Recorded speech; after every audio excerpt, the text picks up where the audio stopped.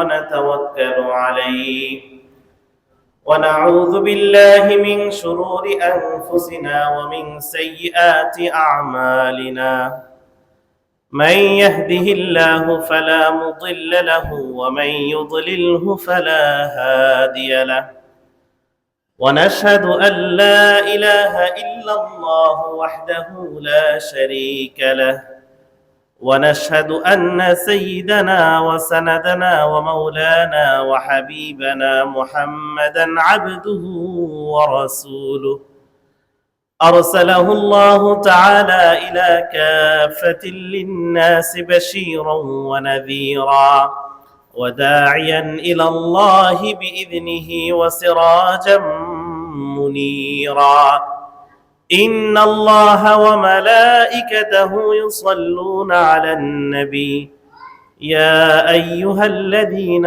آمنوا صلوا عليه وسلموا تسليما اللهم صل على محمد وعلى آل محمد كما صليت على إبراهيم وعلى آل إبراهيم إنك حميد مجيد اللهم بارك على محمد وعلى آل محمد كما باركت على إبراهيم وعلى آل إبراهيم إنك حميد مجيد أما بعد فأعوذ بالله من الشيطان الرجيم بسم الله الرحمن الرحيم ولا يحسبن الذين يبخلون بما آتاهم الله من فضله هو خيرا لهم بل هو شر لهم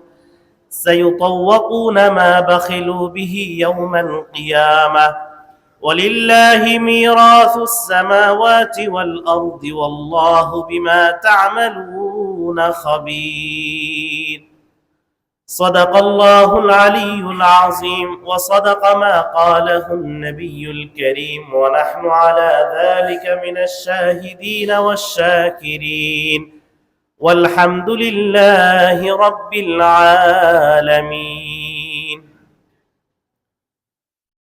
محترم মুসল্লিয়ান کرام আল্লাহ রাব্বুল আলামিনের কাছে শুকরিয়া আদায় করি যে আল্লাহ রাব্বুল আলামিন আমাদেরকে রমাদান মুবারকের দ্বিতীয় জুমায় তার ঘর মসজিদে আসা জুমা নামাজের উদ্দেশ্যে এবং জুমা নামাজ পূর্ব কোরআন এবং হাদিসের আলোকে কিছু কথা শোনার এবং বলার তৌফিক দান করেছেন। কালিমাতুশ শুকর আদায় করি আলহামদুলিল্লাহ। আল্লাহ রাব্বুল আলামিন আমাদেরকে তৌফিক দিয়েছেন বলেই আমরা সুস্থভাবে রোজা রাখতে পেরেছি। আল্লাহ রাব্বুল আলামিন তৌফিক দিয়েছেন বলেই আমাদের পক্ষে তারাবিহ পড়া, কোরআন তেলাওয়াত করা, এই আমলগুলো করা সম্ভব হচ্ছে।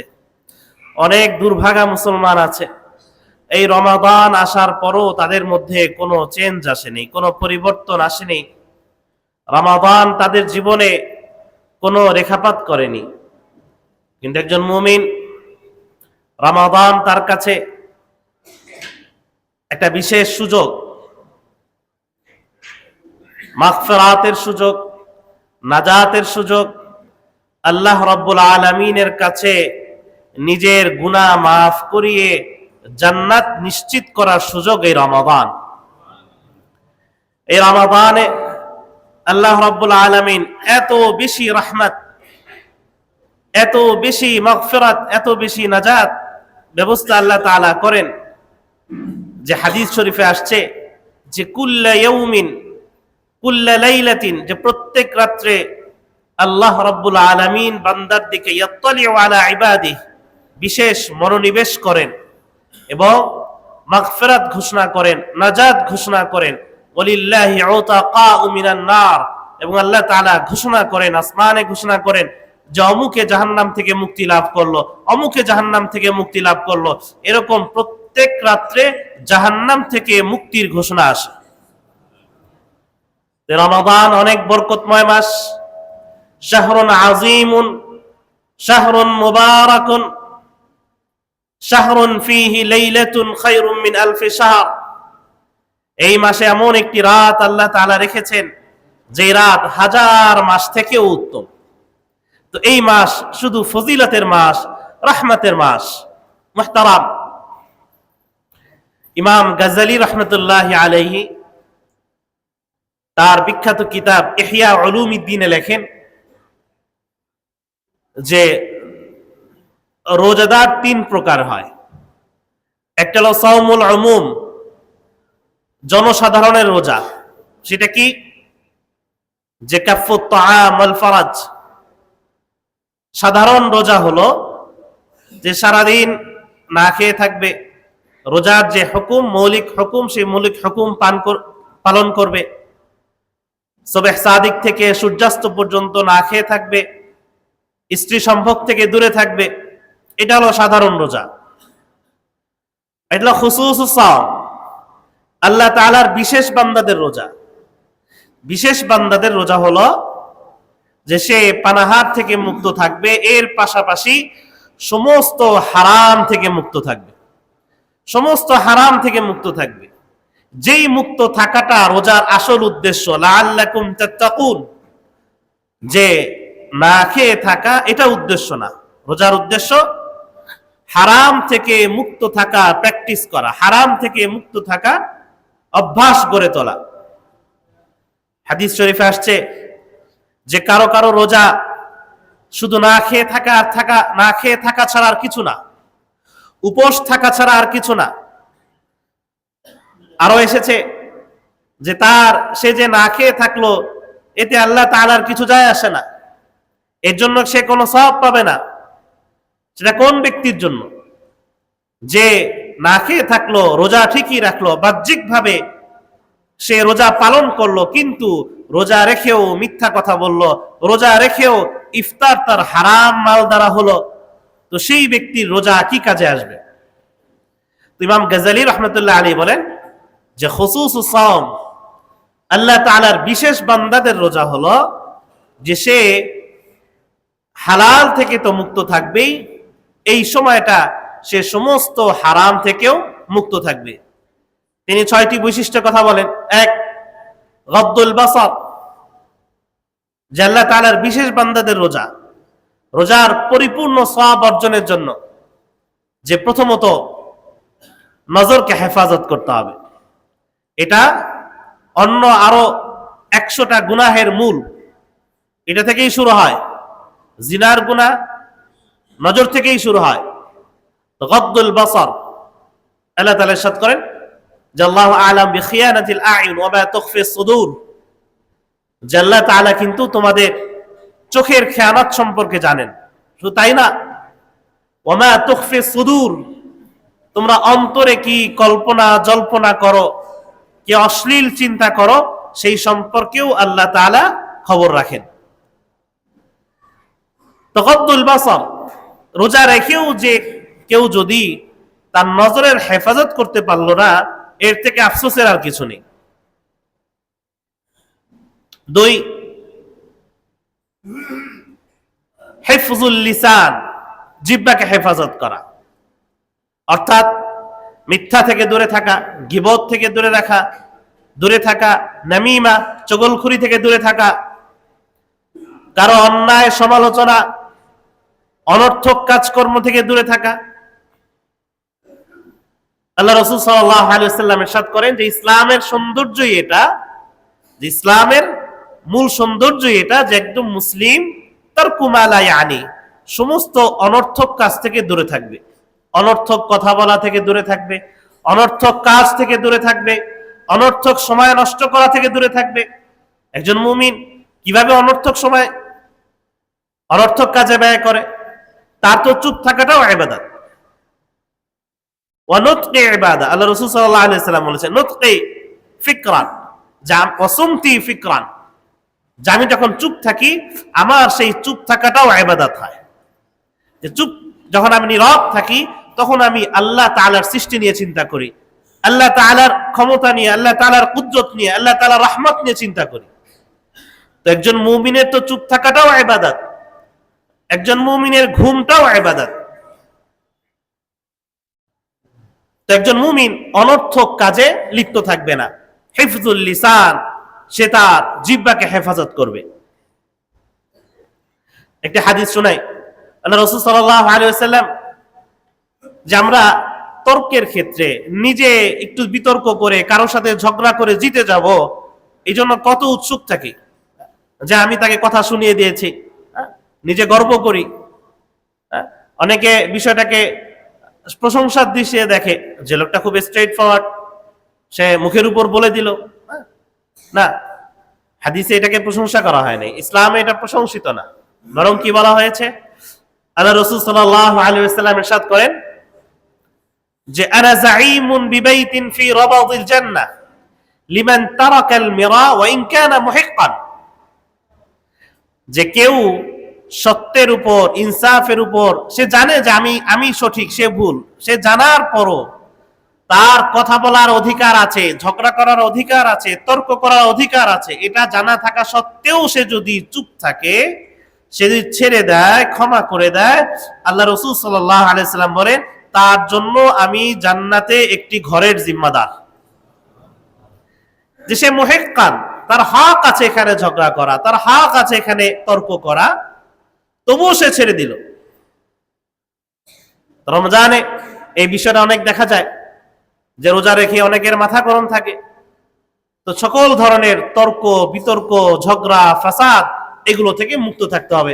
আল্লাহ রাসূল সাল্লাল্লাহু আলাইহি ওয়াসাল্লাম আমাদেরকে শিখিয়েছেন যে কেউ যদি ঝগড়া করতে আসে তাহলে সে বলবে ইন্নিমরুন সাইমুন, আমি রোজাদার, আমি রোজাদার। অর্থাৎ সে নিজেকে রোজাদার ভেবে সেই ঝগড়া থেকে, ফিতনা থেকে, ফাসাদ থেকে মুক্ত থাকবে।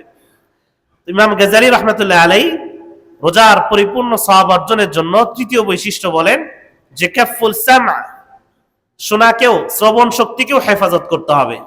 যে জিনিস আল্লাহ তাআলা বলা হারাম করেছেন সেই জিনিস শোনাও হারাম, যেটা বলা হারাম সেটা শোনাও হারাম।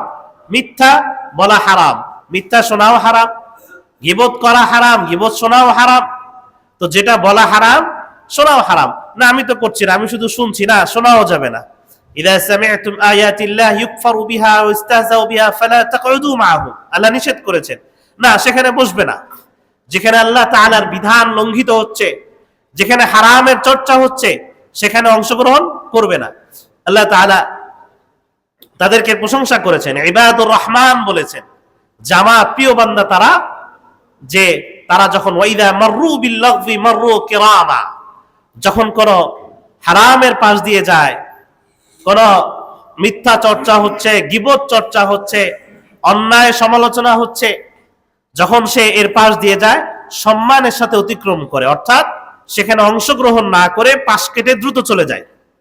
অনেকে তো আছে আগ্রহের সাথে অংশগ্রহণ করে, কোথাও মারামারি হচ্ছে বা কেউ কাউকে মারছে, সে জানে না কে অপরাধী কে অপরাধী না, সে গিয়ে মারা শুরু করে, আছে না এরকম? আবার দেখছে যে একজনের সমালোচনা হচ্ছে, সে পূর্বাপর অবস্থা জানে না, সে গিয়ে সেখানেও সমালোচনা শুরু করে, আমিও তো জানি এটা। ওয়াইদা মাররু বিল লাগবি মাররু কিরামা, আল্লাহ তাআলা তার প্রিয় বান্দাদের বলেছেন ইবাদুর রহমান, এরা রহমানের প্রিয় বান্দা, যে তারা কোনো মিথ্যা অনর্থক কাজে অংশগ্রহণ করে না, বরং তার সামনে যদি হয় তাহলে সে সম্মানের সাথে অতিক্রম করে, হয় বাধা দেয়, আর যদি দেখে বাধা দেওয়া তার পক্ষে সম্ভব না, সম্মানের সাথে অতিক্রম করে, সেখান থেকে চলে যায়। তো হিফযুস সামা, শ্রবণ শক্তিকেও হেফাজত করতে হবে। যেটা বলা হারাম সে শোনাও হারাম, শোনাও যাবে না। চতুর্থ, হিফজুল জাওয়ারিহ ওয়াল বাতন মিনাশ শুবহাত, চোখ, কান, শ্রবণ এছাড়াও সমস্ত অঙ্গ প্রত্যঙ্গকে হারাম থেকে বাঁচাতে হবে। বিশেষত পেট বাঁচাতে হবে হারাম খাওয়া থেকে। শুধু হারাম না, শুবহাত, শুবহাত থেকেও বেঁচে থাকতে বলা হয়েছে, যে যেটা হারাম না কিন্তু হারাম হওয়ার সম্ভাবনা আছে, সেই সম্ভাব্য হারাম থেকেও বেঁচে থাকতে হবে। এক সাহাবীকে জিজ্ঞাসা করা হয়েছিল যে তাকওয়া মানে কি? তিনি বলেছিলেন যে তাকওয়া মানে হলো হারাম থেকে তো বিরত থাকা, অনেক হালাল থেকেও বিরত থাকা, অনেক হালাল থেকেও বিরত থাকা। যে হালাল হলেই পালন করা যাবে তা না, অনেক হালাল আছে যে হালাল শরিয়াত মানুষের সামর্থ্য চিন্তা করে সাময়িকভাবে বলেছে হ্যাঁ ঠিক আছে এটা বৈধ করা যায়, কিন্তু অনেক হালাল থেকেও বিরত থাকতে হবে যদি মনে হয় এই হালাল চর্চা করতে গিয়ে আমি হারামের মধ্যে পড়ে যেতে পারি। তো যাই হোক, সেটা উসুলি বিষয়। তো সমস্ত অঙ্গ প্রত্যঙ্গকে হারাম থেকে হেফাজত করতে হবে। পঞ্চম, ইমাম গাজ্জালী রাহমাতুল্লাহ আলাইহি রোজার পরিপূর্ণ সওয়াব, রোজার আধ্যাত্মিকতা অর্জনের জন্য বলেন যে আল্লাহ ইস্তাকফিরা মিনাত তাআম ওয়ালা মিনান নাওম, যে রোজা রেখে অতিরিক্ত আহার করা যাবে না, অতিরিক্ত ঘুম। এটাও রোজার যে আধ্যাত্মিকতা নিষেধ না, কিন্তু রোজার যে আধ্যাত্মিকতা এর সাথে এটা সাংঘর্ষিক। অনেকে আছে পেট ভরে খাওয়া দাওয়া করলো, প্রয়োজনের অতিরিক্ত খাওয়া দাওয়া করলো, এটা তো এমনিও নিষেধ, স্বাস্থ্যের জন্য হানিকর। এরপরে সারাদিন ঘুমালো, সে যে রোজা না তার সেটা অনুভূতি হইল না। রোজা তো প্রস্তুতির বিষয়, প্র্যাকটিসের বিষয়, যে আমাকে তো ক্ষুধা লাগতে হবে।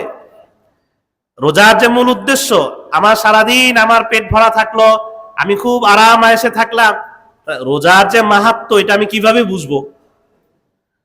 যে আমার ক্ষুধা লাগছে কিন্তু আমি আল্লাহকে ভয় করে খাবো না, এই পরিস্থিতি কিভাবে আসবে? আমি পেট ভরে খাওয়া দাওয়া করলে সারাদিন ঘুমালাম, ঘুম থেকে উঠে আবার ইফতার করে আবার পেট ভরে খাওয়া দাওয়া করলাম, তাহলে আল্লাহ তাআলা যে আমাকে হারাম থেকে বাঁচার বা হালাল থেকে, আল্লাহ তাআলার নিষেধ থেকে বাঁচার যে প্র্যাকটিস করতে বলেছেন, এই পরিস্থিতি আমার সামনে কিভাবে আসবে?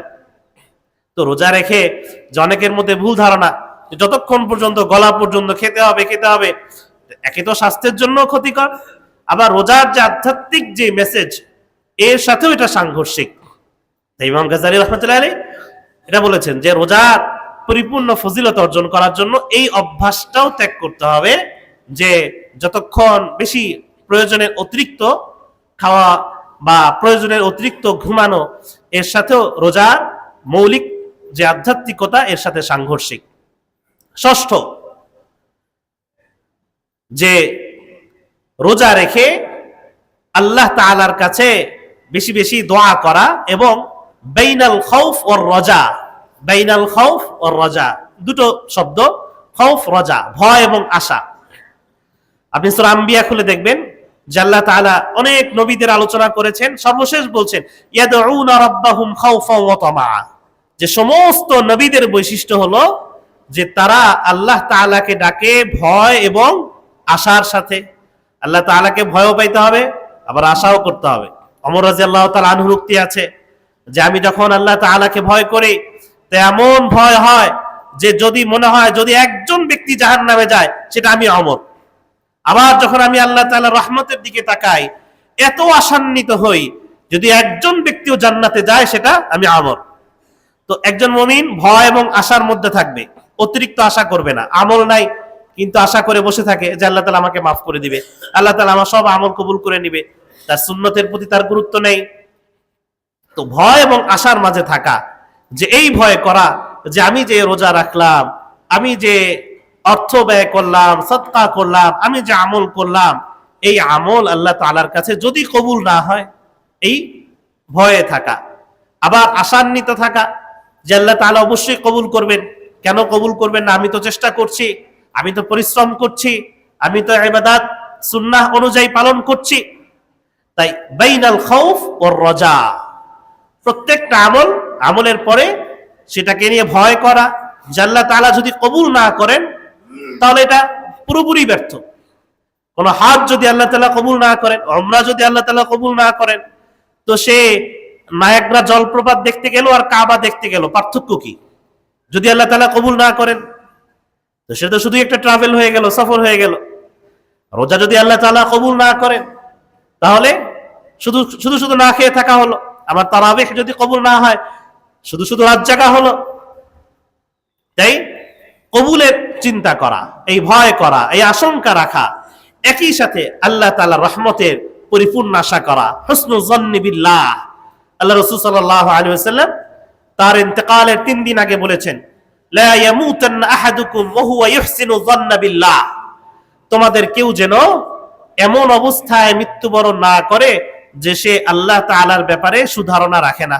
অর্থাৎ আল্লাহ তাআলার প্রতি সুধারণা রেখে যে আল্লাহ তাআলা অবশ্যই আমাকে ক্ষমা করবেন, আল্লাহ তাআলা অবশ্যই আমাকে জান্নাত দান করবেন, এই সুধারণা রেখে আল্লাহ তাআলার কাছে যেতে হবে। মুহতারাম, যাকাতের প্রসঙ্গ আসে, আমরা জানি যে যাকাতের হিসাবটা চন্দ্র মাসের হিসাব করতে হয়।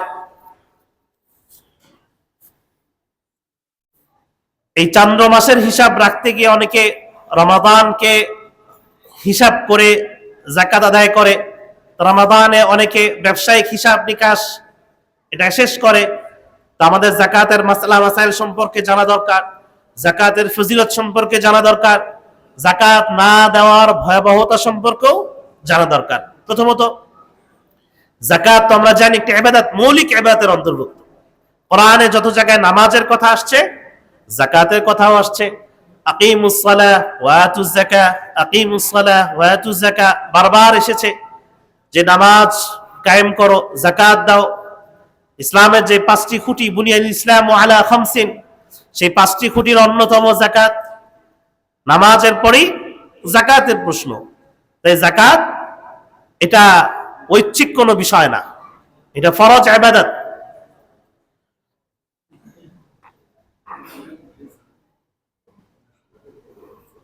আচ্ছা, আমার কাছে একটা নোটিশ আসছে, আমি বলে দিই। প্রতি বছরের ন্যায় এবারও দৈনিক ইফতার ও বাৎসরিক ইফতার আয়োজন করা হয়েছে। সবাই মুক্ত হস্তে দান করবার অনুরোধ করা হলো। তো আমরা জানি যে রমজান একটু খরচও বেশি হয়, আমরা একটু বেশি দান করার চেষ্টা করি ইনশাআল্লাহ। রমজানে দানের ফজিলতও বেশি, তো আমরা বেশি বেশি দান করবো ইনশাআল্লাহ।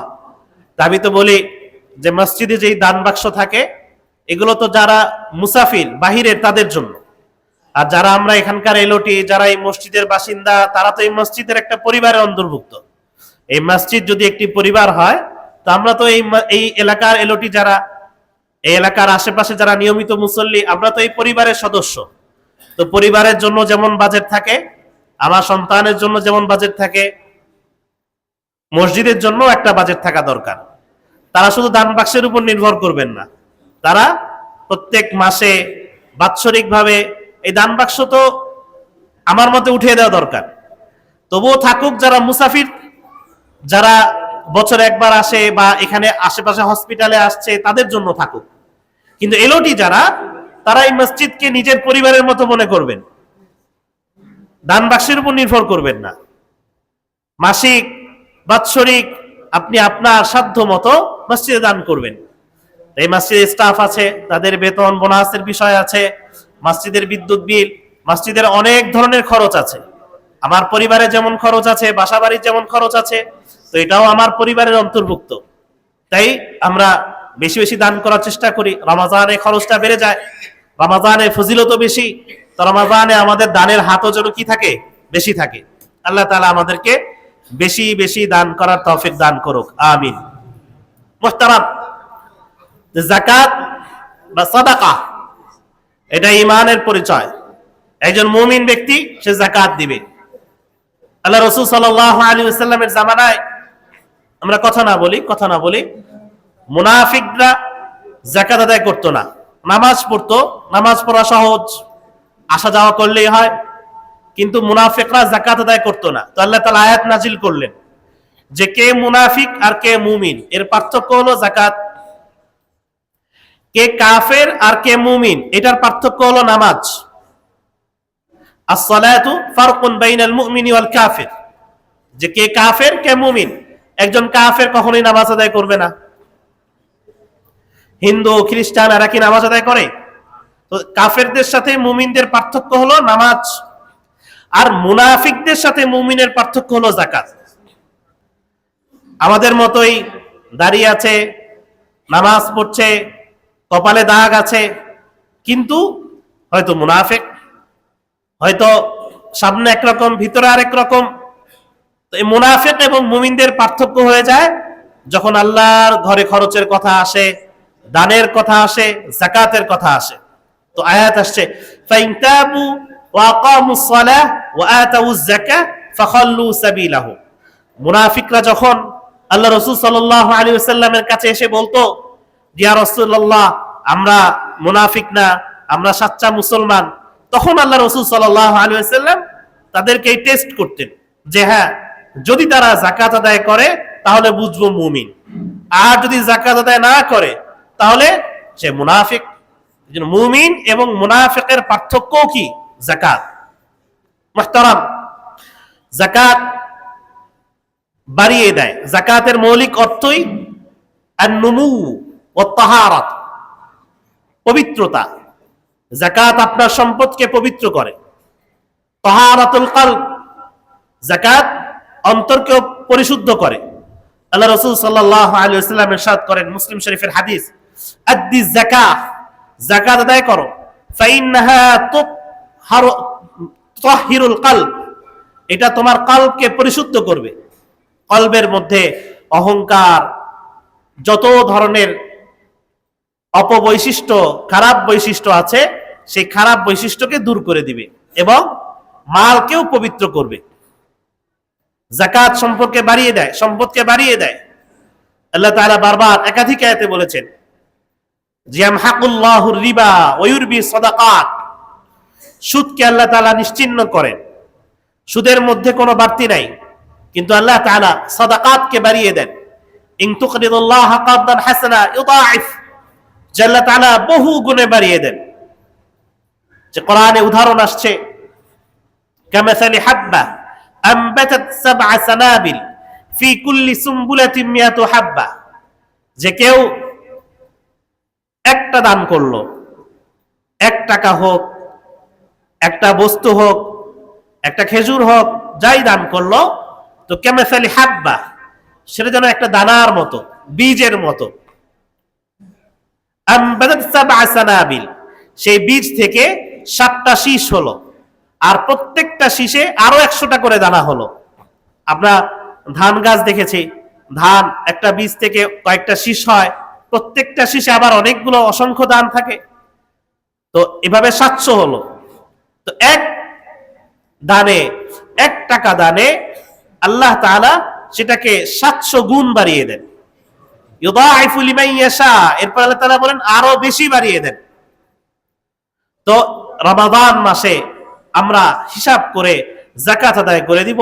যাকাত তো ফরজ, এই ফরজ দান ছাড়াও আরো অনেক ধরনের দান আছে। আত্মীয় স্বজনের হক আছে, এলাকাবাসীর হক আছে, প্রতিবেশীর হক আছে, এতিম মিসকিনদের হক আছে। তো যাকাত তো হিসাব করে আদায় করতে হয়, এটা তো ফরজ। এর বাইরেও আরো যত হক আছে, সে হকগুলোও আমরা আদায় করে দেওয়ার চেষ্টা করব। যাকাত নিজামুন আদিলুন ফি তাওদিল ফিল মুজতামাইল ইসলামী, ইসলামী সমাজে যাকাত ইনসাফ ভিত্তিক বন্টনের মাধ্যমে এটার একটি ইনসাফপূর্ণ সমাজ বাস্তবায়িত হয়। এটা যাকাত ছাড়া সম্ভব না।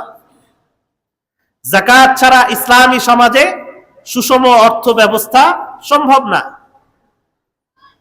যতই চেষ্টা করা হোক, যতই পলিসি গ্রহণ করা হোক, যতদিন না যাকাতকে সুষমভাবে রাষ্ট্রীয়ভাবে বন্টন করার ব্যবস্থা না করা হবে, ততদিন পর্যন্ত এই দরিদ্র এবং ধনীর যে এত ব্যবধান, এই ব্যবধান কমবে না।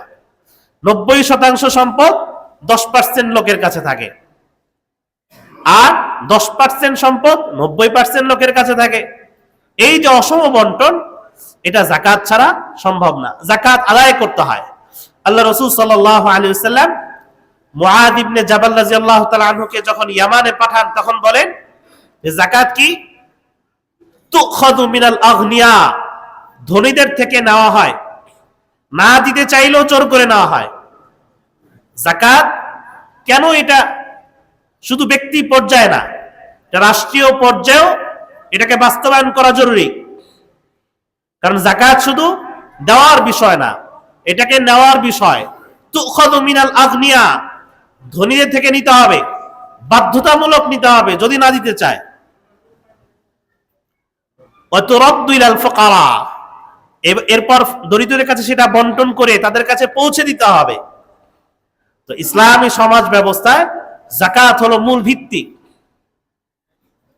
ইনসাফপূর্ণ সমাজ ব্যবস্থায় এই যাকাত হলো মূল ভিত্তি।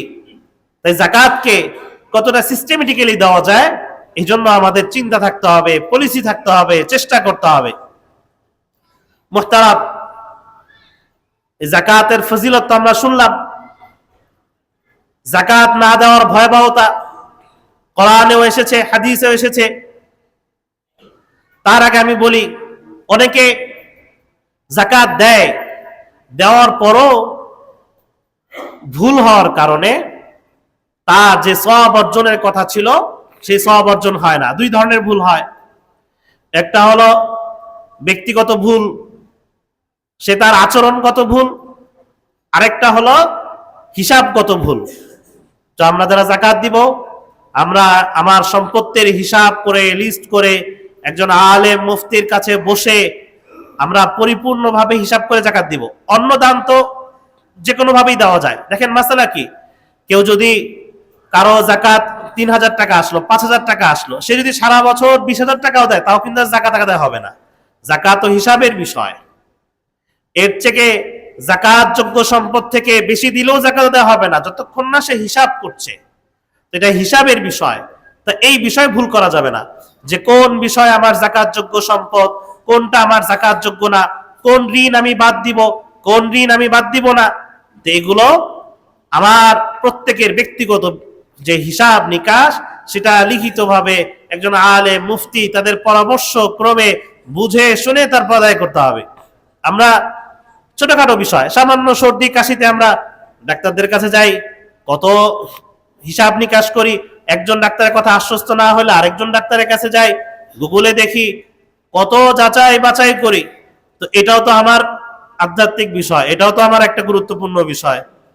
এটা এখানে ভুল হইলেও তো আমার জন্য জাহান্নাম অপেক্ষা করছে। স্বাস্থ্যগত ত্রুটি না হইলে না হয় এক ঔষধে কাজ হলো না, আরেক ঔষধে ঠিক হয়ে যাবে। কিন্তু ফরজ ইবাদতে যদি ভুল হয়, তো এটাকে আমরা খুব খুব হালকা ভাবে না দেখি, দিয়ে দিলাম হয়ে গেল না, বুঝে শুনে হিসাব করে তারপর যাকাত দেওয়া। এই হলো একটা ভুল, যে হিসাবের ভুল হয় ইলমের অভাবের কারণে, আগ্রহের অভাবের কারণে, আলেমদের সাথে যোগসূত্র না থাকার কারণে। আরেকটা ভুল হয় আচরণগত ভুল, যে যাকাত দেয় কিন্তু সে নিজেকে অহংকারী হয়ে যাকাত দেয়, যাকে দেয় তাকে তাচ্ছিল্য করে। কোরআনে স্পষ্ট নিষেধ আছে, ইয়া আইয়ুহাল্লাযীনা আমানু, হে ঈমানদাররা, লা তুবতিলু সাদাকাতিকুম বিল মান্নি ওয়াল আযা, কাউকে কষ্ট দিয়ে, কারোর প্রতি অনুগ্রহ ফলিয়ে তুমি তোমার যাকাতকে নষ্ট করো না, সদকাকে নষ্ট করো না, এই সাদাকার সওয়াবকে নষ্ট করো না। যে এটা আমি কারোর প্রতি ইহসান করছি না, বরং আমি যাকে যাকাত দিচ্ছি সে আমার সম্পদ নিয়ে সে আমার প্রতি ইহসান করছে। এরকম যদি চিন্তা না হয়, তাহলে কিন্তু এই যাকাতে কোনো সওয়াব হবে না, এটা অর্থ অপচয়ের মতো হয়ে যাবে। সামাজিক সেবা হতে পারে, কিন্তু যাকাতের যে সওয়াব, ইসলামে যাকাতের যে সাদাকার যে সওয়াব, সেই সওয়াব কিন্তু অর্জিত হবে না। এই জন্য সাবধান। তিনটা কারণ। একটা হলো যে লোক দেখানো, ইরাউনান নাস, যে লোক দেখানো যাকাত, উদ্দেশ্য থাকে যে আমি যাকাত দিচ্ছি, আমি গ্রামে গিয়ে সবাই আমাকে একটু বড় ভাবলো, উঁচু ভাবলো, হ্যাঁ, সবাই আমার প্রশংসা করলো। লোক দেখানো যদি এই উদ্দেশ্য হয়, লোক দেখানো উদ্দেশ্য হয়, যাকাতের বা যে কোনো সাদাকার কোনো সওয়াব হবে না। দুই, যদি মান, অনুগ্রহ ফলায়, যে সে যে আমি অনেক বেশি অনুগ্রহ করে ফেলছি তোমার উপরে, আমি অনুগ্রহ করছি, তুমি আমার অনুগ্রহের বাধ্য, বা আমি বড় ছোট, এই ধরনের অনুগ্রহ ফলানো যদি হয়। তিন, আদা, যদি কষ্ট দেওয়া হয়। লোক দেখানো, অনুগ্রহ ফলানো এবং কোনো কথার দ্বারা তাকে কষ্ট দেওয়া। যাকাত দেওয়ার জন্য বলাও প্রয়োজন নাই যে এটা যাকাত, এটা বলারও প্রয়োজন নাই। যদি মনে হয় যে সে কষ্ট পেতে পারে, সে অসন্তুষ্ট হতে পারে, সংকোচ বোধ করতে পারে, তখন এটা উল্লেখ করারও কি নাই, প্রয়োজন নাই। তো যাকাত দিতে হবে একমাত্র খালেস নিয়তে, আল্লাহ তাআলাকে রাজি খুশি করার জন্য। তা আমার হিসাবের ভুলের কারণে কিংবা আমার আচরণগত খাসলাতগত ভুলের কারণে যেন যাকাতের সওয়াব নষ্ট না হয়। মুহতারাম, আল্লাহ তাআলা ইরশাদ করেন যে ওয়ালা ইয়াহসাবান্নাল্লাযীনা ইয়াবখালুনা বিমা আতাহুমুল্লাহু মিন ফাদলিহি ওয়া খায়রাল লাহুম, যে যাকাত দিল না কে জানবে, সে তো নামাজি, নামাজ পড়ছে, লোকজন তাকে ভালো বলছে, তার সম্পদের হিসাব কে রাখে? প্রত্যেকের সম্পদ হিসাব তার কাছে।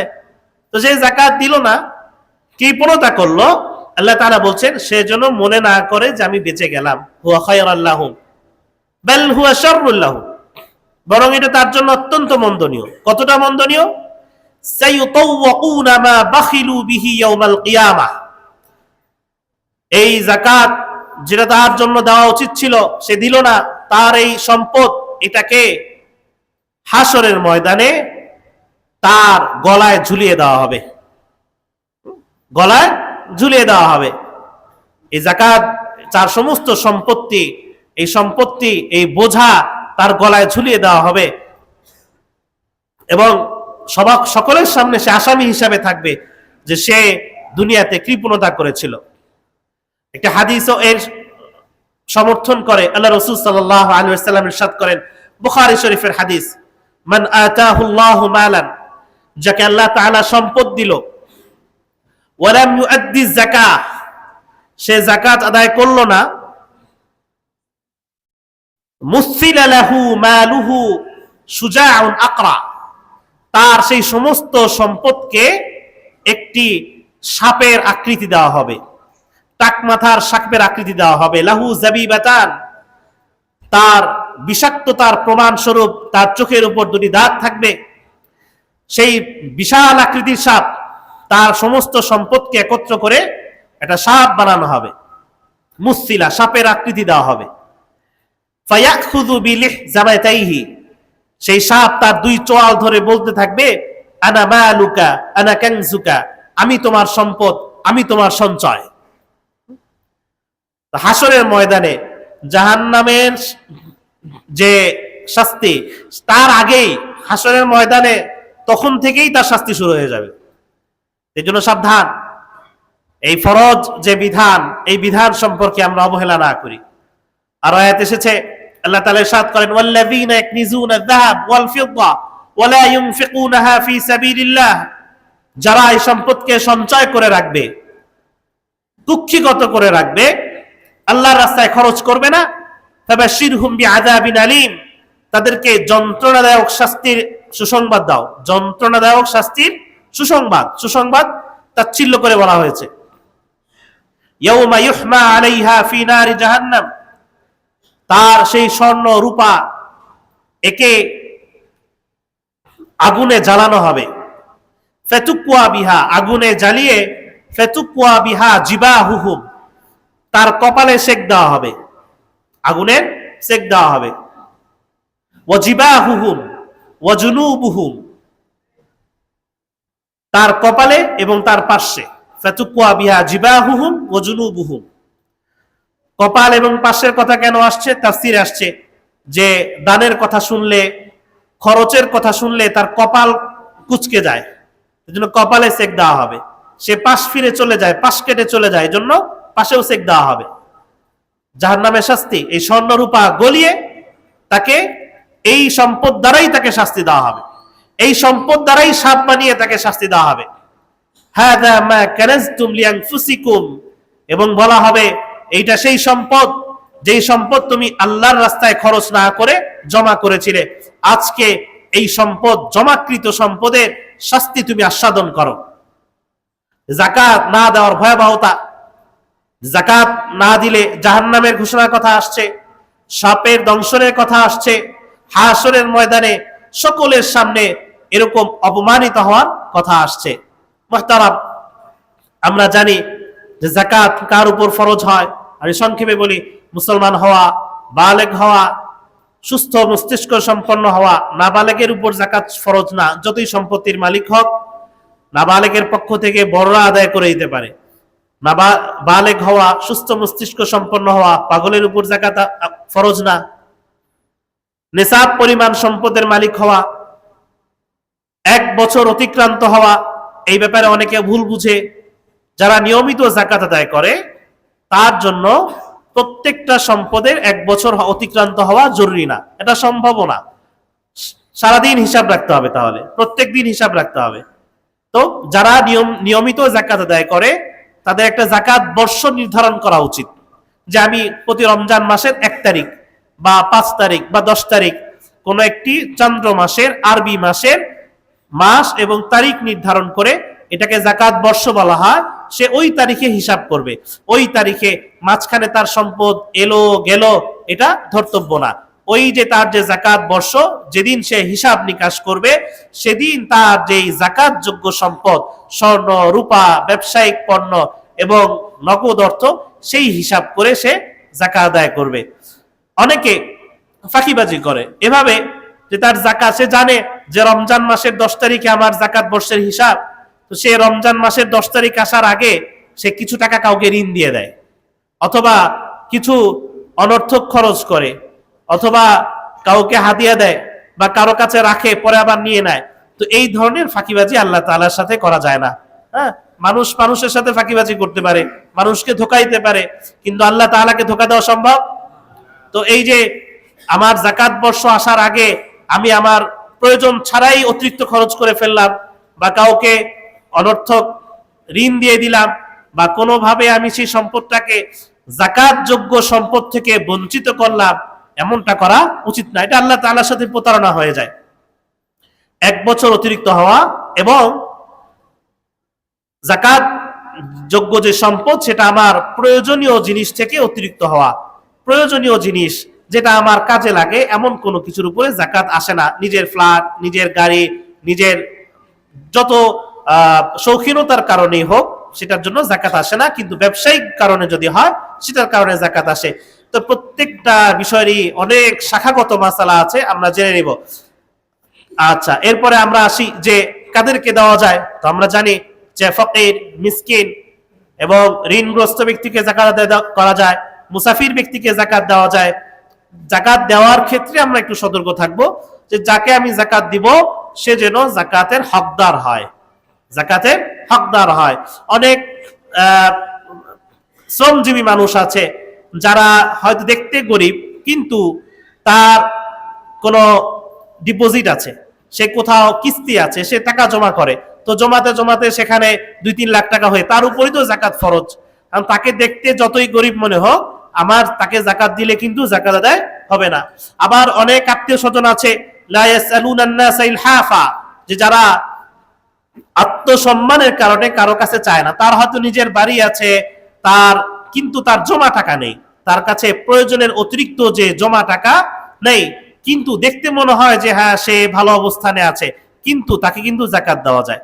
তো কে যাকাত যোগ্য সেটা আমরা বুঝে দিব। হ্যাঁ, কেউ দেখতে অসচ্ছল কিন্তু তার জমা টাকা আছে, তাকে যাকাত দেওয়া যাবে না, কারণ তার উপর যাকাত ফরজ। প্রয়োজনের অতিরিক্ত থাকলেই তো যাকাত ফরজ।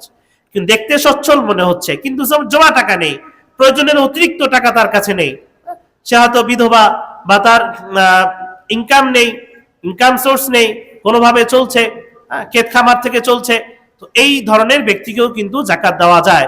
আমরা অনেক সময় স্ট্রেঞ্জার যারা নতুন মানুষ, এদেরকে আমি চিনি না, এদেরকে যাকাত দিতে বেশি স্বাচ্ছন্দ্য বোধ করি, যে সে তো আমাকে একটু সম্মান করবে, শ্রদ্ধা করবে, কিন্তু পরিচিত মানুষ সে তো অতটা সম্মান করবে না, শ্রদ্ধা করবে না, সে তো মনে করে তো দিবেই।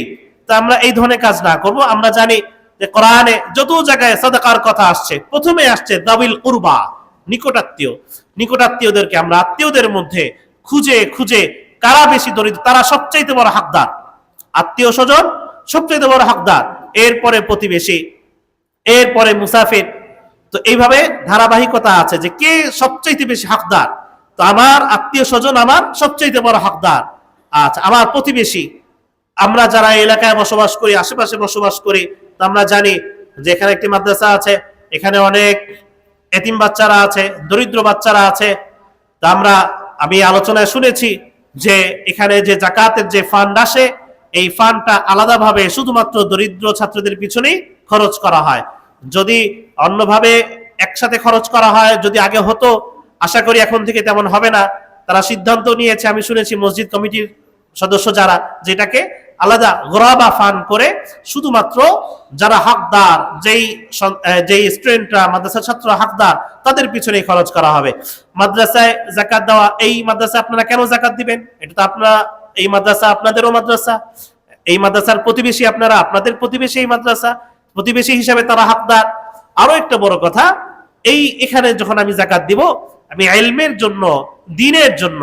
যাকাতের একটি খাত আছে ফি সাবিলিল্লাহ, যারা আল্লাহর রাস্তায় থাকে, যে দুনিয়াবি সকল স্বার্থ বাদ দিয়ে মাদ্রাসায় পড়ে আছে, হাফেজ হবে, আলেম হবে, দ্বীন চর্চা করছে, এর চাইতে বড় আল্লাহর রাস্তা আর কি? এটাই তো আল্লাহর রাস্তা। তো এটাও একটা অংশ। তো একই সাথে মাদ্রাসার যারা দরিদ্র বাচ্চা, এদেরকে যাকাত দিলে তা আপনার একসাথে অনেকগুলো সওয়াব হয়। দরিদ্রকে যাকাত দেওয়া হয়, ইলম চর্চায় আপনাকে উৎসাহ দেওয়া হয়, তারপর ফি সাবিলিল্লাহ যে খাত আছে, এই খাত একই সাথে একাধিক খাতে যাকাত দেওয়া হয়। তো এই বিষয়ও আমরা খেয়াল করব। আল্লাহ তাআলা আমাদেরকে হিসাব করে বুঝে বুঝে এবং সঠিকভাবে সঠিক পদ্ধতিতে যাকাত আদায় করার তৌফিক দান করুক। ওয়া মা আখিরু দাওয়ানা আলহামদুলিল্লাহি রাব্বিল আলামিন।